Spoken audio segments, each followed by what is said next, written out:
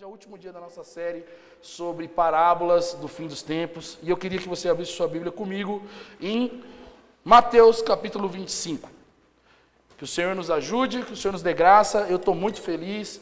Eu quero agradecer também um ponto muito importante aqui, peraí. Essa semana e na semana passada, nossa família foi muito amada e acolhida pelos irmãos, tanto com ajuda, oração, ajuda financeira. E, irmãos, eu vou falar a verdade para vocês. Nós não viemos para Varginha por ser uma cidade extremamente próspera, um lugar de oportunidades. Nós viemos para cá para trabalhar e viver a missão de Deus por meio da Imagodei. E tem dias que são difíceis, mas vocês fizeram a missão dar sentido para nosso coração em relação à nossa permanência nessa cidade. Com carinho, com preocupações, com visita, com oração, com ligação, WhatsApp, com ofertas. E eu quero agradecer demais, assim, de verdade. Nós não somos uma igreja apelativa nesse sentido, mas eu me senti extremamente acolhido, tanto no que diz respeito ao amor, ao calor de vocês, como em ofertas. Obrigado, meus irmãos, que o Senhor retribua a generosidade de vocês, que nós possamos, de alguma forma, também continuar sendo bênção para vocês nessa cidade e para vocês dessa comunidade. Para mim é um prazer pastorear essa igreja, ser parte da liderança dessa igreja, porque é o Senhor que nos trouxe para cá. E o Senhor tem nos sustentado de alguma forma e até mesmo por meio dos irmãos. E eu sou muito grato por vocês. Deus abençoe. Amém?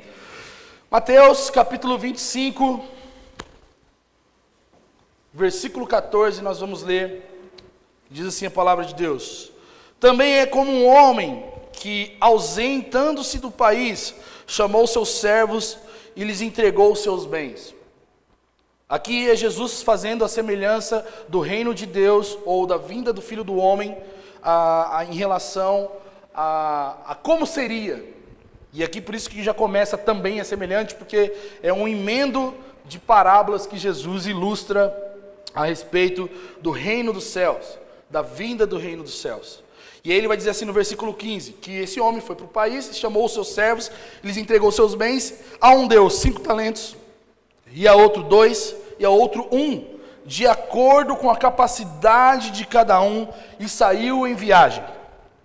O que havia recebido 5 talentos foi negociá-los imediatamente e ganhou mais 5. Da mesma forma, o que havia recebido 2, ganhou mais 2. Mas o que havia recebido 1, cavou um buraco na terra e escondeu o dinheiro do seu senhor. Depois de muito tempo, o senhor daqueles servos voltou para acertar contas com eles.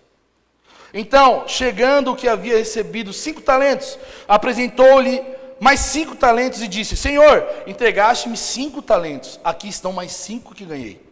E o Senhor lhe disse: muito bem, servo bom e fiel, foste fiel sobre o pouco, sobre o muito te colocarei, participa da alegria do teu Senhor. Chegando também o que havia recebido 2 talentos, disse: Senhor, entregaste-me 2 talentos, aqui estão mais 2 que ganhei. E o Senhor lhe disse: muito bem, servo bom e fiel, foste fiel sobre o pouco, sobre o muito te colocarei, participa da alegria do teu Senhor. Por fim, chegando o que havia recebido 1 talento, disse: Senhor, eu sabia que és um homem severo, que colhes onde não semeastes e recolhes onde não plantastes. Então fiquei com medo e fui esconder na terra o teu talento. Aqui tens o que é teu. Mas o seu senhor lhe respondeu: servo mau e preguiçoso, sabias que colho onde não semeei e recolho onde não plantei? Devias então entregar o meu dinheiro aos banqueiros, e ao voltar eu o teria recebido com juros. Tirai dele o talento e entregai ao que tem 10 talentos, pois a todo o que tem mais lhe será dado, e terá com fartura. Mas o que não tem, até aquilo que tem lhe será tirado. Lançai o servo inútil nas trevas exteriores, ali haverá choro e ranger de dentes. Amém? Bom, nós estamos nesse mês estudando parábolas que falam a respeito do retorno de Jesus. Na verdade, essas parábolas são parte do discurso, do sermão do fim dos tempos que Jesus dá em relação ao seu retorno e como as coisas irão acontecer ali em Mateus 24. Depois que Jesus começa a falar sobre fatos e acontecimentos de maneira bem didática, Jesus aplica as parábolas que nós já vimos no passado, que eram meios que Jesus ou que mestres ensinavam aos seus aprendizes a respeito das coisas que eles queriam ensinar de uma maneira mais lúdica e didática, e às vezes até mesmo de uma maneira mais satirizada, como se fosse uma charge para fixar aquilo que o seu mestre estava querendo ensinar. E Jesus, ele fala de coisas difíceis que iriam acontecer nos fins dos tempos, mas ele usa das parábolas para que aqueles que estão ouvindo ele pudessem aprender e ter um coração posicionado em relação às coisas difíceis que Jesus estava ensinando, que eram justamente o retorno do seu retorno glorioso. Agora, uma coisa que é muito interessante, Jesus aqui não está ensinando para uma grande multidão. Se você voltar para o capítulo 24, Jesus, ele está com os seus discípulos. No versículo 3 vai dizer que ele está com os seus discípulos, ensinando a respeito do seu retorno, do que acontecerá, como acontecerá. E aqui Jesus, ele deixa algumas coisas que são muito importantes a respeito dessas parábolas, que são lições que esses discípulos estavam aprendendo, que são para nós nos nossos dias. A primeira coisa é que esses discípulos, eles precisavam ser prudentes, eles precisavam ser vigilantes, eles precisavam ser bons e fiéis ao seu Senhor. Na primeira parábola que nós ouvimos aqui na pregação do Rodrigo, fala sobre a parábola da figueira. Jesus, ele foca em ensinar os discípulos a perseverarem em aprender e discernir a época do fim. Assim como os discípulos olhavam para a figueira e viam se estava tudo certo, se era tempo de colheita ou não, Jesus estava falando, assim será a vinda do Filho do Homem. Jesus foca que no meio de uma sociedade que é pervertida pelo desespero e pela incerteza, esse desespero e essa incerteza não são bases para a construção da esperança do retorno de Jesus. Nós não esperamos Jesus porque as coisas estão dando errado, nós esperamos Jesus porque Jesus prometeu que irá voltar. A vinda do nosso Senhor, meus irmãos, ela é certeira. E os seus sinais, eles serão certeiros e específicos, como Jesus disse em Mateus 24. E eles acontecerão, e os seus discípulos, os seus seguidores, os filhos de Deus, deverão saber quando isso está acontecendo por causa desses sinais. A segunda parábola que Jesus ensina para a gente foi a parábola dos servos, que o Caco até mesmo pregou aqui. Jesus ensina sobre nós não sermos indiferentes à realidade de que ele vai voltar. Por quê? Jesus ensina falando que existia um servo prudente que trabalhou até o retorno do seu Senhor, e tinha um servo louco ou imprudente que, além de explorar dos funcionários, dos conservos que ele tinha, ele falou, meu senhor deve demorar, eu não preciso fazer nada, eu deixo para amanhã tudo aquilo que a gente pode fazer agora. O servo louco e o servo prudente exemplificam dois tipos de pessoas que realmente se esperam e vivem na nossa realidade, até mesmo nessa igreja. É um que não se importa com a verdade do retorno de Jesus, que não está empenhado em conhecer os tempos e as épocas, não está empenhado em trabalhar para o seu Senhor Jesus. E o outro que está totalmente dedicado, trabalhando como se qualquer momento o Senhor volte. Mesmo que não fosse a qualquer momento, ele estava se preparando, empenhando o seu trabalho, porque ele sabia que existia uma necessidade de trabalhar para o seu Senhor, mesmo quando ele não estivesse ali. E com a consciência de que mesmo que ele demorasse, ele estava trabalhando para o seu Senhor. Em contrapartida, essa segunda parábola, ela exemplifica também a necessidade que nós temos em partilhar alimento com os pequeninos. E aqui é muito interessante, porque Jesus, ele não está falando para uma multidão, e sim para os discípulos. E discípulos têm a incumbência, a responsabilidade de nutrir e não explorar aqueles que são pequeninos da fé. Jesus está mostrando isso, olha, vocês precisam ser servos prudentes, pessoas que vão cuidar daqueles que são fracos e frágeis na fé, pessoas que vão ser intencionais na missão de Deus, em construir esses pequeninos com maturidade e conhecimento de Deus. Essa era a realidade de Jesus ensinando sobre os 2 servos. Existe uma responsabilidade sobre quem é discípulo, cuidar dos pequeninos, não explorar os pequeninos. E na terceira parábola, que foi semana passada, o Rodrigo falou sobre as 10 virgens, nós vemos Jesus ensinar que nós fomos escolhidos para o reino de Deus. Nós fomos escolhidos para celebrar as bodas do Cordeiro. Nós fomos escolhidos para ser participantes do casamento e não sermos depreciativos. Porque o que acontece? As 5 virgens loucas, elas não eram só loucas porque estavam muito doidas. O sinal de elas não terem óleo, elas estavam sinalizando para o noivo, para o dono da festa: eu pouco me importo com o que você vai viver nesse casamento, eu não me alegro com o seu casamento. Logo, o que acontece? Elas são excluídas dessa realidade do casamento. A falta de preparação para o retorno de Jesus é um sinal de desprezo por Ele. E é por isso que nós estamos focados em aprender a estar nos preparando para o retorno de Jesus. A mensagem de escatologia sempre fez parte da história da nossa igreja, sempre fez parte da construção da Imago Dei, porque nós entendemos que quanto mais nós nos aprofundarmos no retorno de Jesus, mais estamos nos preparando. Nós não estamos vivendo à mercê dessa realidade, mas nós estamos vivendo como se ela pudesse acontecer a qualquer momento, mesmo que não aconteça como nós sabemos. Nós estamos desejando saber mais para que nós não venhamos cair no engano, para que nós não venhamos cair na rotina de achar que Jesus talvez volte. Não, essa é uma realidade presente para nós, porque nós o esperamos. Quem não tem óleo suficiente, por não ter amor e não se importar suficiente para o momento mais esperado de toda a história. E é isso que essa parábola está nos ensinando. Quando nós não temos força, desejo suficiente pelo retorno de Jesus, nós estamos pecando contra Jesus. As amigas da noiva, que eram as virgens, eu acho que o Rodrigo ensinou certinho, elas não eram as 10 noivas do noivo. Amém? Porque quando a gente lia essa passagem, a gente falava: nossa, esse noivo é estourado, né? Tem 10 mulheres para ele e é noiva, né? Não, elas eram madrinhas. Elas eram amigas do noivo e da noiva. Elas tinham um papel de preparação para o casamento. Essas amigas eram aquelas que iluminavam o caminho para que o noivo e a noiva se encontravam. Jesus, quando está ensinando isso para os discípulos, ele está mostrando que também eles tinham uma jornada, uma missão de preparar a igreja, ou preparar-se para o encontro da noiva de Cristo com o seu Senhor. Iluminar e ter armazenado o óleo como prudentes. E aqui é muito interessante, porque nessas 3 parábolas que nós vemos a dinâmica de Jesus ensinar sobre quem é prudente e quem não é prudente, considerado como louco, como bêbado, ou até mesmo aquele que está sonolento, que Paulo vai falar em 2 Tessalonicenses. A prudência e a loucura são realidades nítidas também, meus irmãos.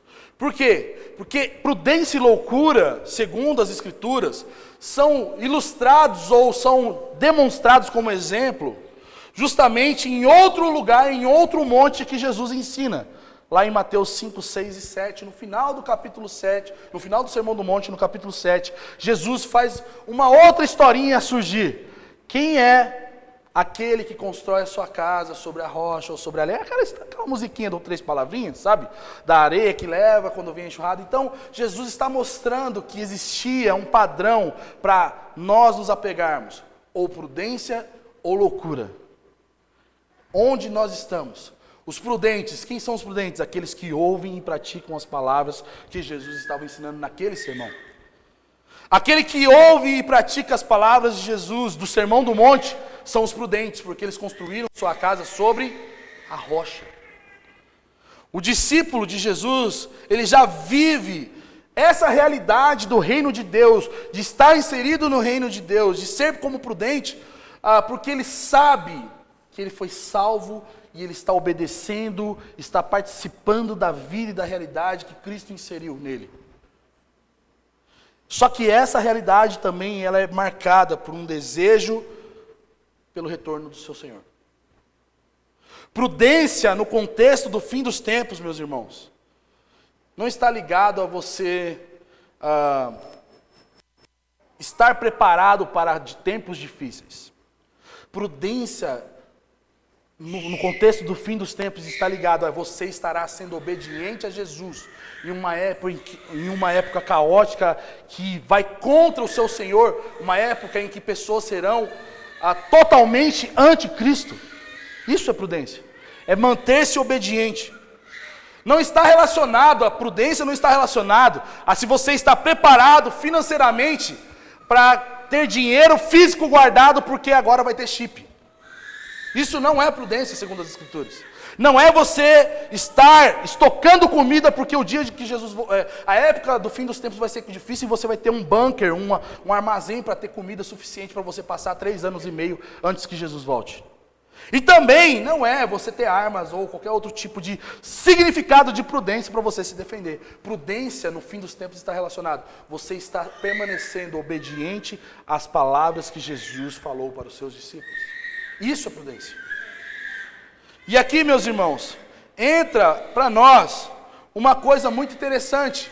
Todas essas parábolas que nós ouvimos durante esses dias e hoje que nós lemos, tem um ponto em comum. Todas elas falam do tempo de espera. Sabe o que é mais interessante?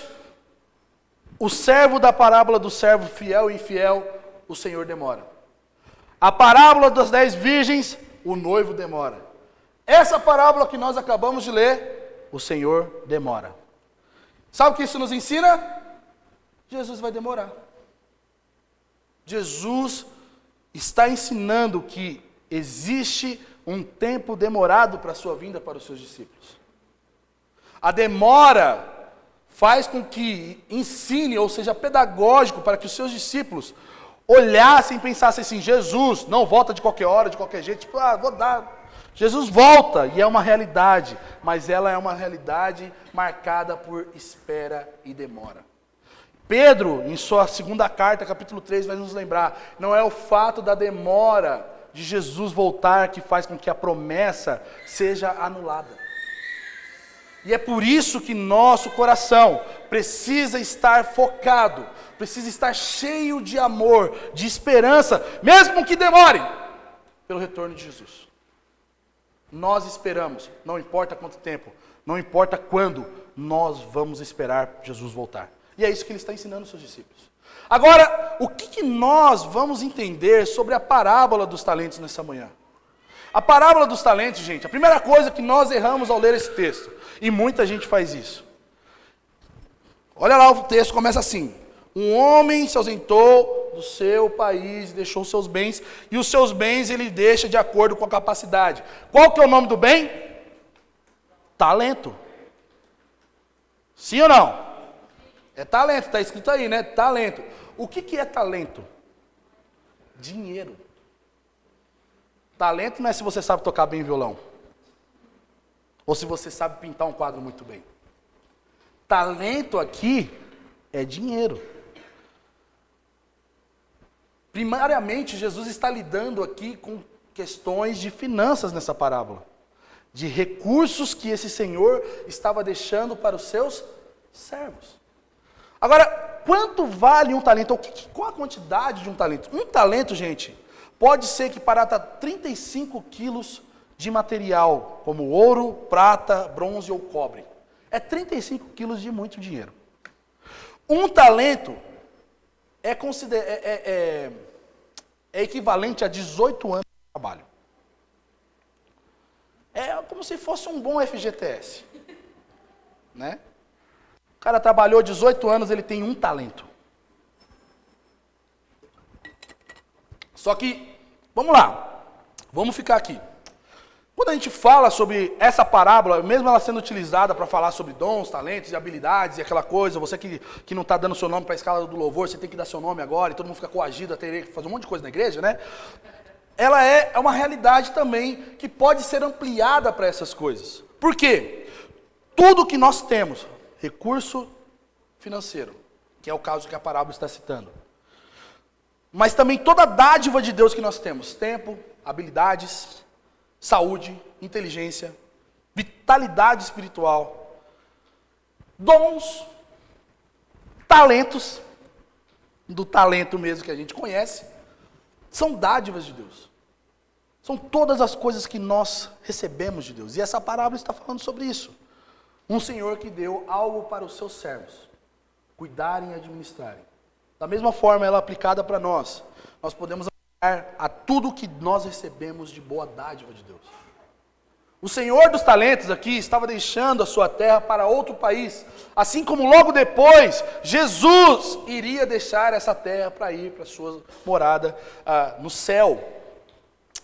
Mas ele não estava deixando os seus escravos à mercê de suas responsabilidades. Pelo contrário, nós podemos dizer até mais que os escravos estavam sendo responsabilizados pelo cuidado dos bens do seu patrão.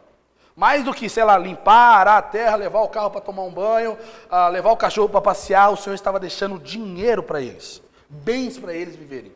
O que Jesus está querendo ilustrar aqui para a gente, meus irmãos, é que da mesma maneira que ele iria e foi, ascendeu aos seus céus, ele iria se ausentar da vida dos seus discípulos, ele também iria deixar a medida exata, tanto para que nós tivéssemos sustento necessário para viver, bem como para prosperar os bens que eles estavam nos deixando. Nós temos o que nós precisamos segundo a medida que nós podemos ter. Os bens que nós temos, meus irmãos, não são nossos. Tudo o que nós temos veio do Senhor. Da mesma maneira que os talentos que esses servos receberam não eram deles.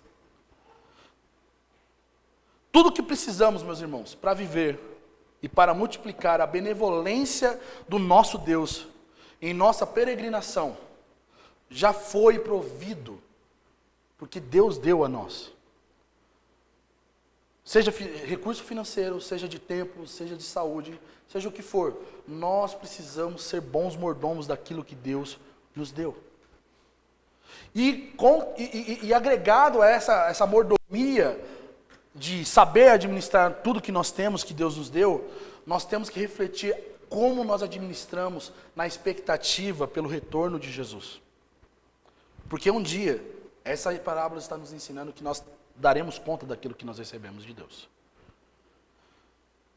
É muito interessante que no sistema econômico da época de Jesus, e na época já existia uma espécie de sistema bancário, existia a prática de depositar nos bancos o dinheiro, e o banco empresta o seu dinheiro para outra pessoa com promessa de juros altíssimo para você receber.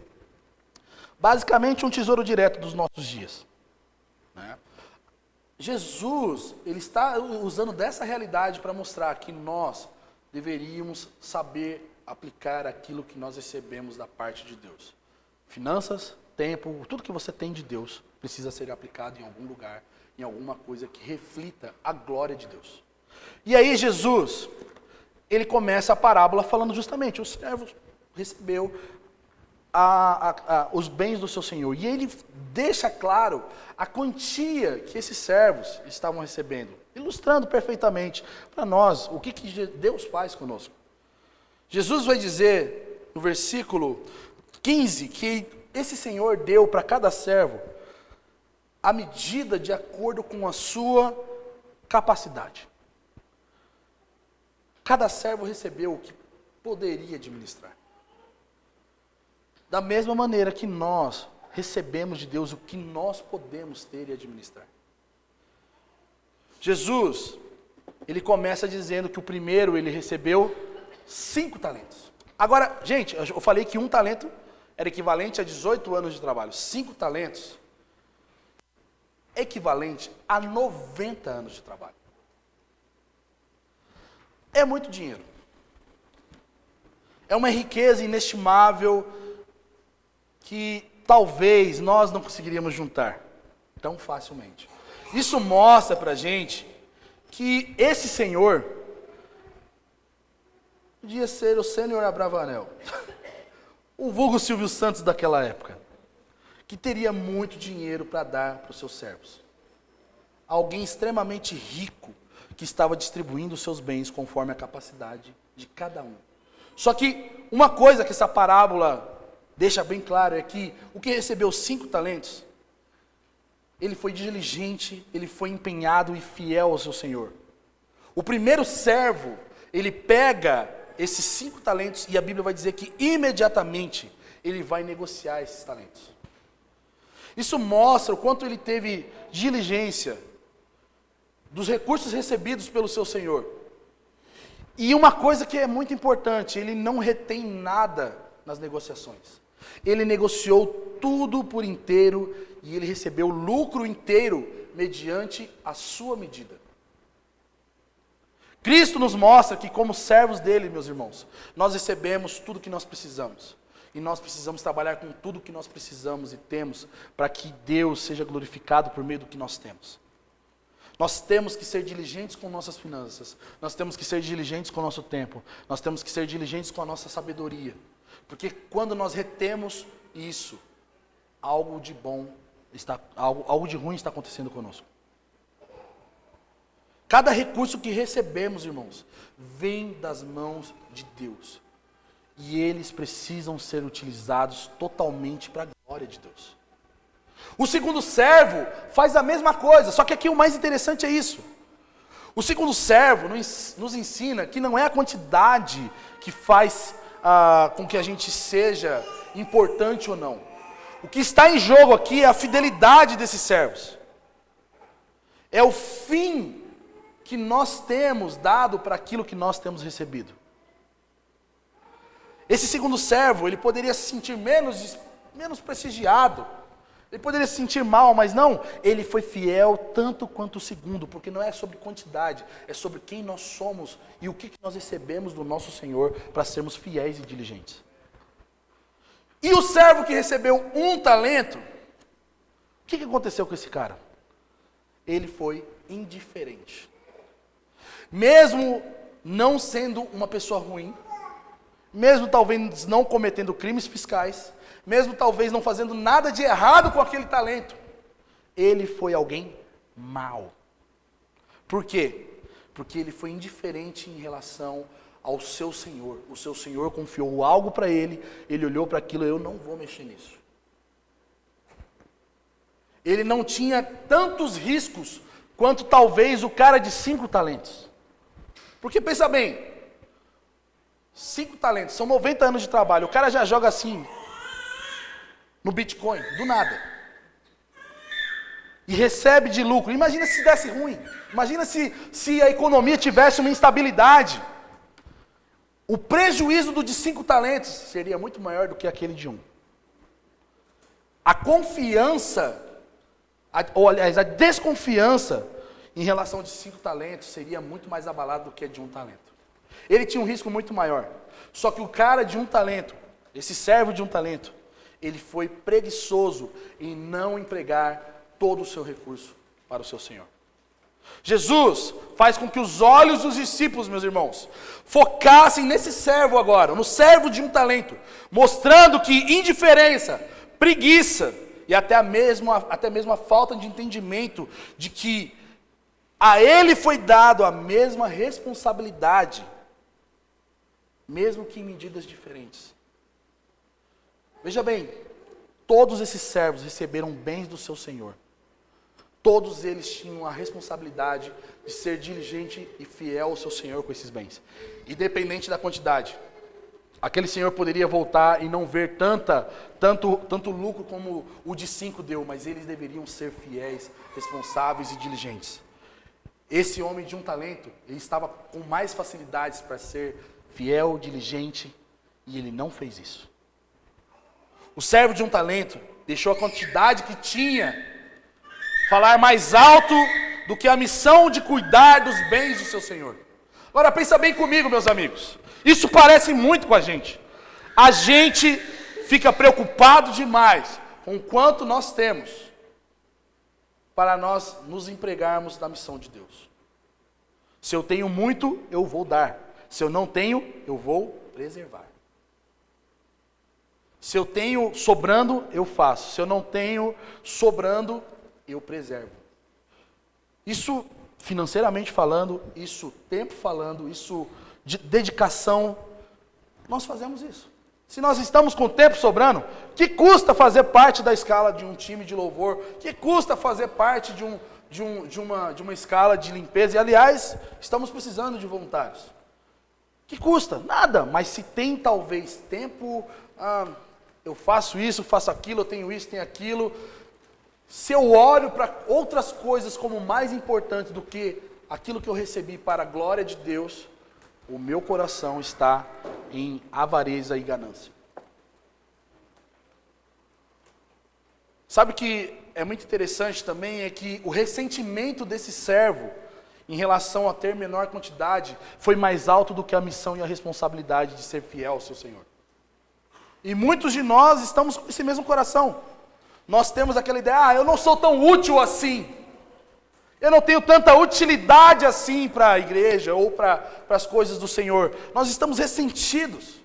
Porque talvez nós não temos uma aparência tão legal do que pregar um culto de domingo no culto público da igreja. Não preciso ter tanta responsabilidade com o reino de Deus ou com a comunidade de fé, porque eu não sou um pastor. Isso fala de um ressentimento dos nossos corações. O medo e a insegurança de desagradar o patrão também paralisou esse servo. Porque as desculpas que ele dá no acerto de contas são baseadas nisso. Ele escondeu o dinheiro do seu senhor. Ele escondeu os bens que Deus havia lhe dado. O fato de ele se importar em como ele seria visto pelo seu senhor, falou mais alto do que a responsabilidade e a missão de obedecer o seu senhor. Ele talvez ficou com medo de se sentir fracassado. Ele ficou com medo dos seus sentimentos. De que ele talvez poderia ser considerado alguém louco em topar essa realidade. Meus irmãos, o medo desse servo foi maior do que a responsabilidade e a missão que Deus havia lhe dado. Quantos de nós talvez tenhamos esse sentimento? Mas vamos continuar o texto. No versículo 19, mostra para nós que depois de muito tempo, como eu falei, demorou bastante, o senhor daqueles servos voltou para acertar as contas com eles. O acerto daqueles que trabalharam muito bem com aquele dinheiro. O de 5 talentos chega diante do seu senhor, não com medo ou com, vou lá levar para ele. Ele chega com ousadia, por quê? O cara de 5 talentos, diz a Bíblia que ele se apresentou com mais 5 talentos e falou, está aqui, o dinheiro que você me deu, mas o dinheiro que eu fiz com o seu dinheiro. Feliz da vida. Esse homem gastou tudo o que ele tinha para que o seu senhor recebesse a recompensa do trabalho dele. Ele fez tudo para que o seu senhor fosse agradado, meus irmãos. E da mesma forma, o cara de 2 talentos, o servo de 2 talentos, também fez a mesma coisa. Ele pegou os 2, empenhou e falou, está aqui, os seus 2 mais 2 que eu consegui. A certeza de que foi empenhado para o lugar certo, tudo aquilo que esse homem fez e havia recebido, estava dentro do coração desses 2 servos, que se apresentam diante do seu Senhor com alegria, com ousadia, dizendo, o Senhor me deu, o Senhor me abençoou com isso, eu multipliquei e estou entregando para você novamente. Mesmo que talvez exista uma diferença de quantidade de 5 para 2, ambos tinham a mesma alegria. Ambos tinham o mesmo senso de ousadia, responsabilidade e prazer de servir o seu Senhor. E sabe o que o Senhor fala para esses 2 homens? Palavras de carinho e alegria por eles serem e fazerem aquilo que eles fizeram. Primeira coisa que esse Senhor fala é que ele diz, muito bem, muito bom que vocês fizeram. Só que aqui parece, na nossa leitura, que é tipo assim, um feedback que você fez a coisa certa ou que você fez algo muito legal para mim. Mas o texto no grego demonstra uma saudação de alegria, regozijo que esse Senhor teve ao ver que os seus talentos foram multiplicados. O Senhor, Ele está mais do que verbalizando uma resposta que normalmente seu patrão dá quando você faz algo certo. Ele tem uma resposta de alegria, de celebração, de deleite, pelo que os 2 servos bons fizeram, meus irmãos. É aquela coisa que nós oramos e falamos, Senhor, nos dá a oportunidade de fazer o Senhor sorrir. Esses 2 servos fizeram o seu patrão sorrir. Ele continua dizendo: vocês foram servos bons e fiéis. Essa declaração envolve o reconhecimento da fidelidade e da devoção que aqueles servos tinham em relação ao seu Senhor. Eles foram persistentes, eles foram diligentes, eles foram empenhados em fazer o que seria agradável ao seu Senhor e não a eles mesmos. Eles colocaram a pele deles em jogo em prol do seu Senhor. A terceira coisa que esse Senhor vai dizer é: foste fiel no pouco, no muito te colocarei. Quem aqui já usou esse versículo para dar o dízimo de um salário mínimo, falando: vou ser fiel no pouco para quando Deus me multiplicar, eu vou dar também, não é verdade? Sim ou não? A gente já pensa nisso, não é verdade? Esse texto está falando sobre uma recompensa eterna, e não sobre a promoção do seu trabalho. No caso, olha bem, 90 anos de trabalho já era uma boa quantidade de dinheiro. Mas comparado a quem era dono desse dinheiro, era uma quantidade talvez muito pequena. Eles terem sido fiéis foi uma amostra de dedicação ao Senhor. E esse Senhor promete uma recompensa pela fidelidade desses dois servos em relação à fidelidade deles. Vocês foram fiéis naquilo que eu entreguei na mão de vocês. Eu vou colocar vocês no muito. Embora nós pensemos que esse texto está falando sobre recompensas que nós possamos receber nesses dias, e eu oro para que Deus te recompense, tá? Mas esse texto não está falando sobre isso.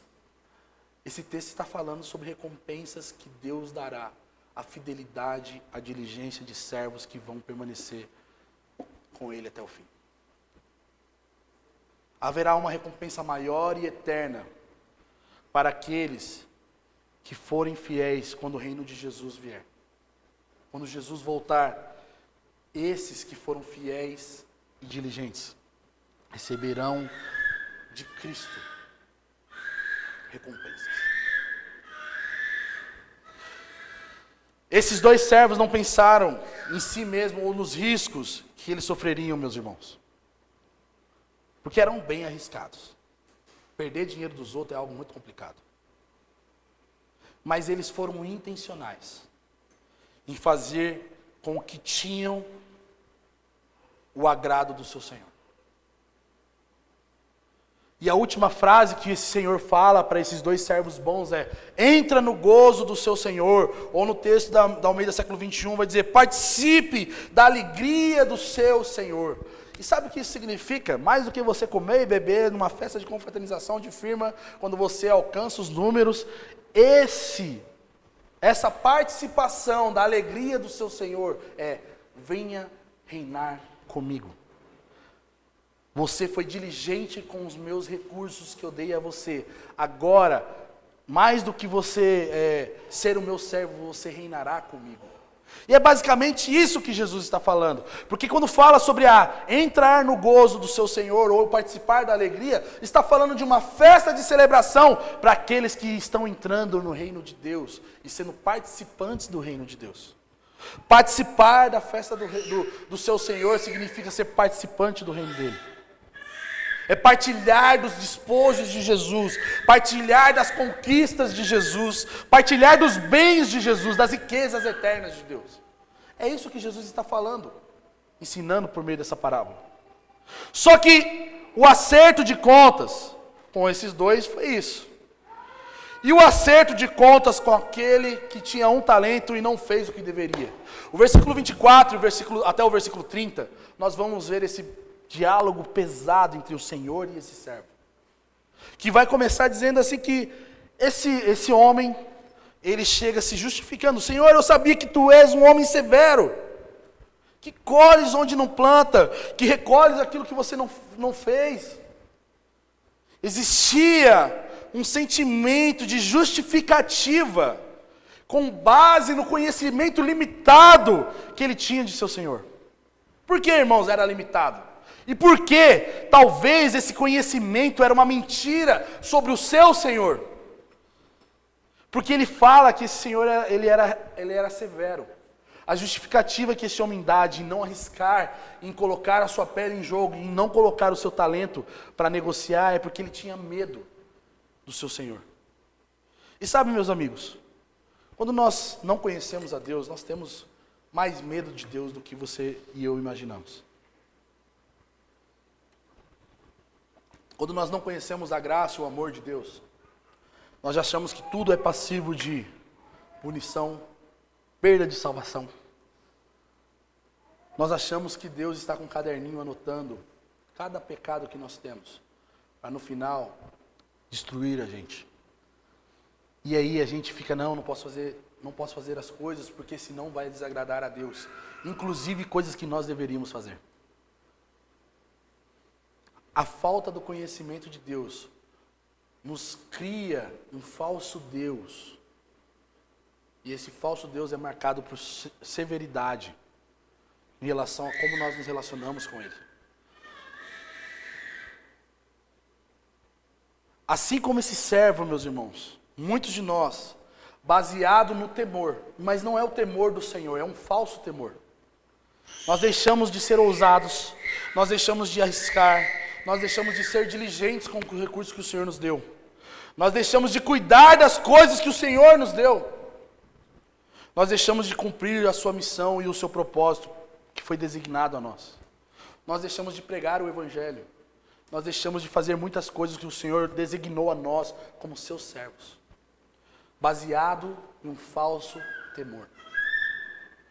Eu sou temente a Deus, eu sou evangélico, por isso que eu não faço isso, por isso que eu não me relaciono com pessoas assim, assado, e não prego o Evangelho para elas, porque eu sou santo. Eu não faço tal coisa porque isso pode desagradar ao meu Senhor. Você conhece o seu Deus e conhece a sua vontade para você. Eu não vou fazer parte de tal coisa porque eu não sinto de Deus. Você está sendo um servo inútil. O medo que esse servo tem, meus irmãos, não é baseado em quem o Senhor era. Assim como nós temos um falso temor do Senhor, que não é baseado em quem Deus é. Ele é baseado na tentativa de nós preservarmos a nós mesmos. Em nós estarmos bem com a gente mesmo. Sentindo o que a gente sente de estar ok com a nossa consciência. A autopreservação é algo real, meus irmãos. É algo que não existe no reino de Deus. E não é algo que deveria existir no coração de quem espera Jesus Cristo voltar. Porque a autopreservação não nos leva para uma vida gasta para o Senhor Jesus. Entenda bem. Em um mundo que nós vemos cultura de abuso crescer, nós não estamos falando que você deveria ser alguém que se mata, morre por um pastor. Nós estamos falando de morrer e viver uma vida para Cristo e não para homens. A autopreservação, nesse caso, ela é um limitador para que nós venhamos não viver para a glória de Deus. Pensando no que nós vivemos, existe hoje uma tentativa de nos assegurar primeiro, para depois ajudar o próximo. É aquela coisa, primeiro a minha família, depois o outro. Primeiro o meu conforto, a minha estabilidade, depois o outro. Primeiro as minhas coisas, depois o outro, depois as outras coisas. Quando no reino de Deus, tudo que nós temos é de Deus e precisa ser empenhado para Deus. Não é sobre o seu conforto, é sobre o meu conforto, é sobre a glória de Deus. No sentido escatológico, meus irmãos, porque isso aqui está envolvendo o contexto escatológico. O que Cristo está nos ensinando é que não há espaço no reino dele para aqueles que viveram uma vida se autopreservando. E não foram diligentes com as oportunidades de cuidar e multiplicar o que o Senhor havia dado a eles. Sabe por quê? Porque no reino de Deus, a partilha não é diminuição de recursos. Pelo contrário, a partilha é multiplicação. No reino de Deus, o menor é maior. E o maior sabe que o que tem e o que é não é por ele. E é por isso que esse maior, ele é menor no reino dos céus. Porque maior é quem o incumbiu com aqueles recursos. A autopreservação, meus irmãos, e esse falso temor é sinônimo de alguém que é mau e preguiçoso. E é isso que o Senhor vai dizer para esse servo no versículo 26. Você é um servo mau e preguiçoso. Alguém que sabe da bondade de Deus, sabe da graça generosa de Deus, em permitir que nós venhamos receber dádivas de Deus, recursos de Deus, para que a gente administre e cuide bem daquilo que Deus nos deu. E nós, tendo tudo isso, não somos ousados, nós não somos fiéis, não somos intencionais em fazer com que esses bens sejam bênção e faça o Senhor conhecido. Isso é a atitude de alguém que é preguiçoso. É alguém que é omisso do bem precioso que Cristo nos deu. É alguém que está acomodado. Não vou gastar meu tempo em pregar o evangelho. Deixa isso para o pastor. Deixa isso para quem é líder. Deixa isso. Você é preguiçoso, cara. Não vou servir a igreja por causa... Eu tenho as minhas responsabilidades. Veja bem, você tem responsabilidades porque Deus te deu essas responsabilidades. E Ele deu para você segundo a sua medida. Segundo o que você pode fazer com esses bens. Quando estamos sendo omissos, nós estamos dizendo para nós mesmos que nós não podemos lidar com aquilo que Deus nos deu. E o que Deus nos deu é bênção, meus irmãos.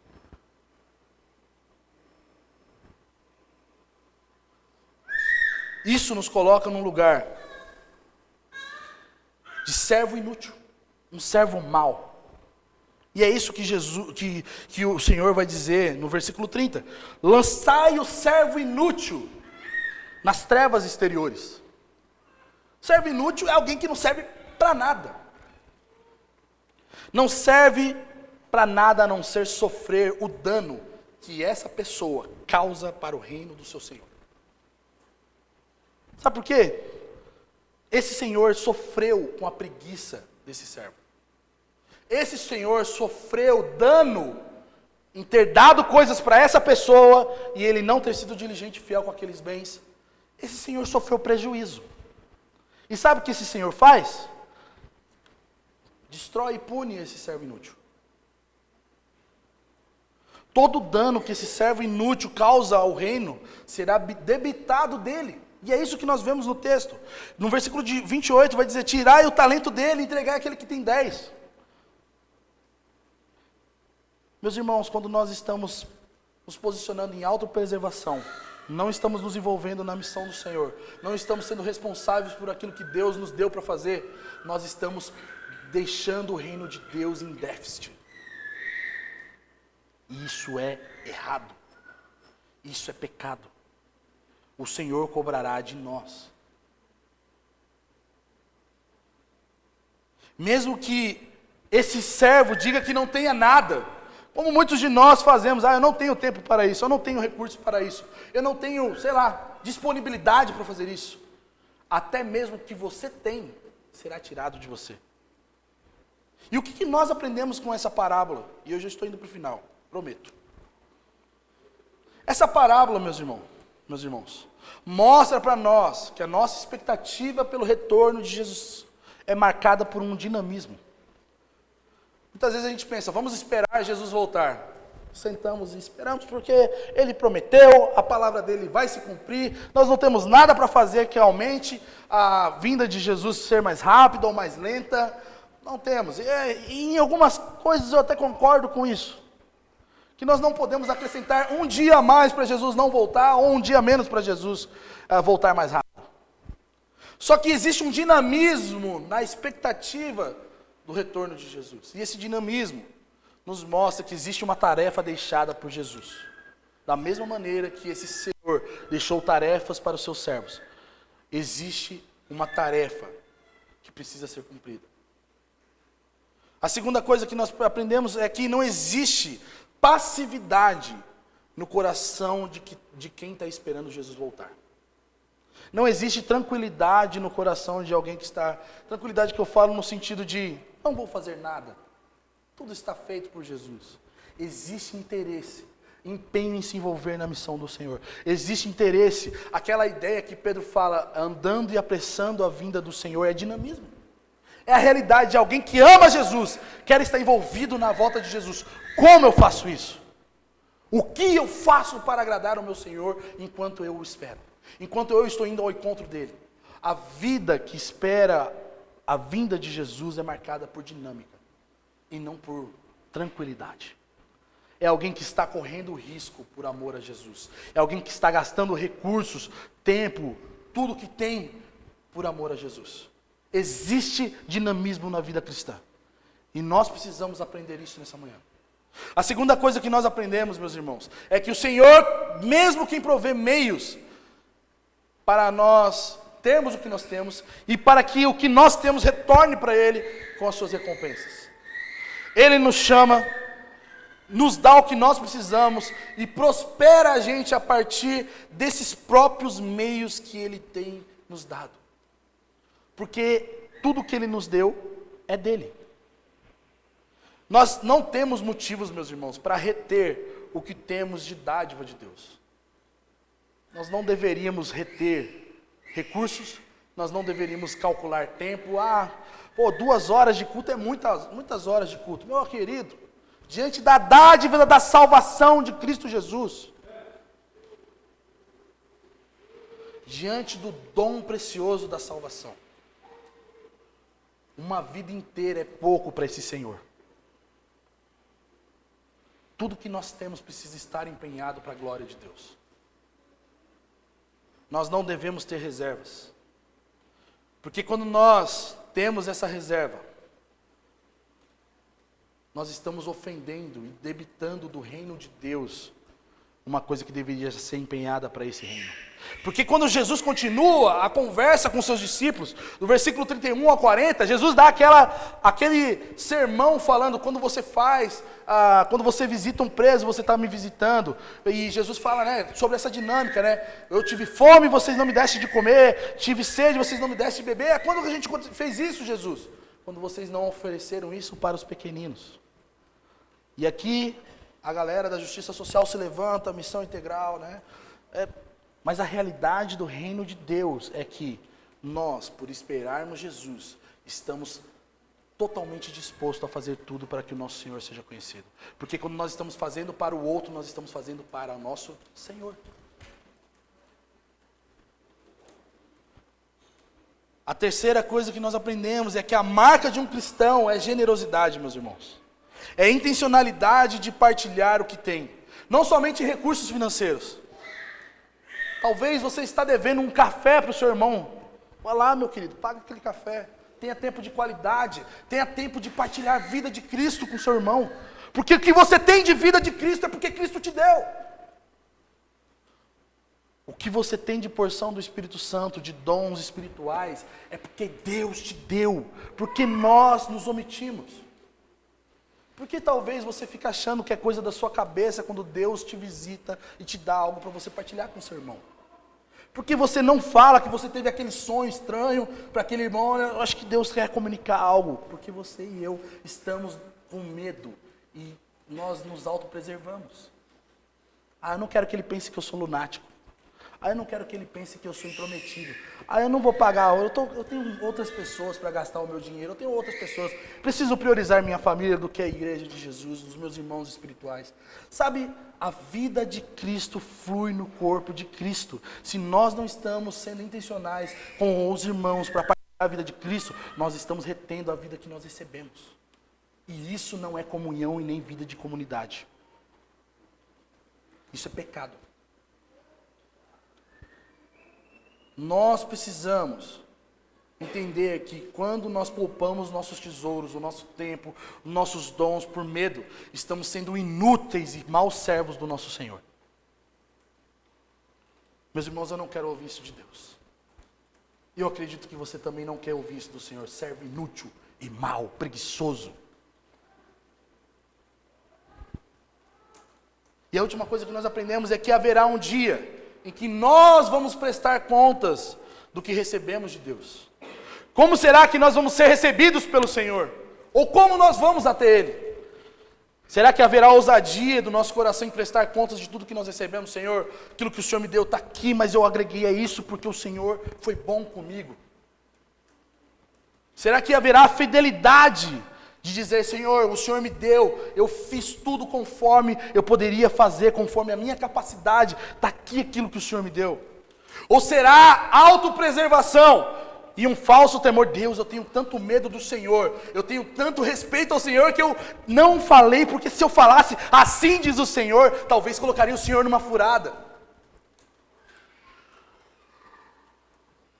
Falso temor, falsa piedade, é tentativa de maquiar a verdade de que nós não somos realmente interessados no reino do nosso Senhor.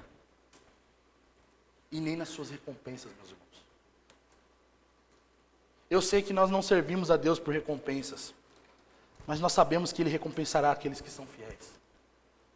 Como nós estamos nos posicionando sabendo que Ele recompensará os fiéis? Eu quero concluir dizendo para você, existe um chamado para nós sermos vigilantes nas parábolas do fim dos tempos. Existe um chamado para nós sermos responsáveis com o nosso Senhor. Mas há um chamado maior de sermos fiéis e diligentes agora. Mais do que saber o que vai acontecer no fim dos tempos. Nós precisamos aprender a viver nesse tempo agora e no tempo do fim como alguém que foi alcançado pelo reino do nosso Senhor que vem. Porque sabendo que nós recebemos o dom e o presente de sermos participantes do reino de Deus, nós não estamos vivendo mais conforme esse mundo que ensina autopreservação, segurança segundo os nossos sentimentos e não segurança no Senhor que nos confiou tudo que nós precisamos. A segunda e última coisa dessa conclusão é: existe uma recompensa aguardando todo aquele que está gastando sua vida pelo Senhor. Existe uma recompensa para cada minuto gasto que você tem em devoção e serviço ao Senhor, seja por meio de oração, seja por meio de serviço aos irmãos, seja por meio de pregação e engajamento com a missão do Senhor. Existe uma recompensa garantida pelo Senhor. Tudo que nós temos vem de Deus, e é para Ele e por Ele que nós fazemos e devemos gastar tudo que nós temos, irmãos. Seja dinheiro, seja tempo, seja vida, seja amor, seja abraço, seja o que for, faça tudo para a glória de Deus. Nós precisamos comer melhor, porque é para a glória de Deus que nós comemos. Nós precisamos gastar o nosso dinheiro melhor, porque é para a glória de Deus que nós gastamos. Nós precisamos nos relacionar melhor, porque nós nos relacionamos para a glória de Deus. Se nós estamos sendo omissos em qualquer área dessa, nós estamos sendo inúteis e infiéis. Maus servos. E eu queria que você ficasse de pé nesse momento.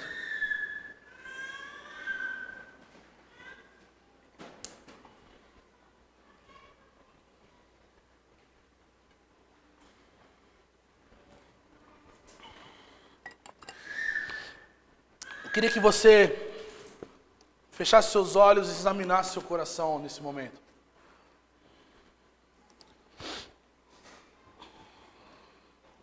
Existe em nós uma responsabilidade de nós sermos participantes da realidade da vida de Cristo. Existe em nós, meus irmãos, a responsabilidade para com a missão do Senhor. Existe em nós bens que foram dados pelo nosso Senhor para nós vivermos para a sua glória. Você não tem desejo ou é aquilo que você gosta de fazer simplesmente porque você fez um curso ou um questionário de vocação e você viu, eu seria melhor trabalhando com isso ou com aquilo. Você foi chamado por Deus para viver para a glória dele e Ele te deu tudo que você precisa para ser uma pessoa que viva para a sua glória. Se você talvez se autopreserva, se você talvez está sendo omisso em relação à sua carreira, à sua vocação maternal, paternal, à sua vocação de ser um bom marido, uma boa esposa, isso precisa parar hoje. Porque muitas vezes o nosso coração é cercado, é inundado por aquele sentimento de falso temor. Eu não sei, eu tenho medo de desagradar a Deus. Você está desagradando a Deus quando você não está fazendo o que você deve fazer. Nós seremos muito mais julgados por Deus pelo que não fazemos do que pelo que fazemos, meus irmãos. Nós seremos mais penalizados por Deus pelo que nós não fazemos do que pelo que nós fazemos. É isso que essa parábola nos ensina. Nós sabemos que nós precisamos fazer o bem e não fazemos, nós estamos cometendo pecado. E existe em nós esse sentimento de falso temor.